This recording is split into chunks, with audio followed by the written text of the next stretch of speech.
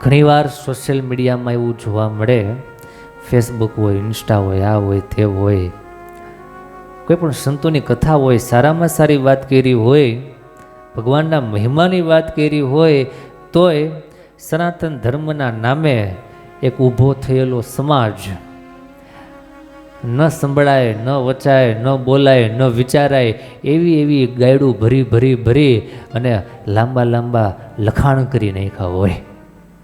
આપણને એમ થાય કે શું આ સનાતન ધર્મ છે? એટલી ગાળાગાળી કરવી, આટલી ગાળો લખવી, આ સનાતન ધર્મ છે?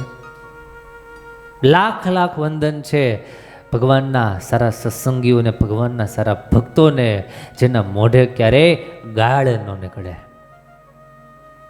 અને સામે ઘણો બધો એવો બુદ્ધ સમાજ છે, વાતની શરૂઆત ગાળથી થાય, વાતની પૂર્ણાહુતિ ગાળથી થાય. બહુ મોટો ડિફરન્સ છે, તરત જ ફેર પડી જાય, તરત બેની વચ્ચેની ભેદ રેખા સ્પષ્ટ થઈ જાય. કયો સમાજ કેવો ઘડાયેલો છે, કયા સમાજે કેવા સંસ્કાર મેળવેલા છે,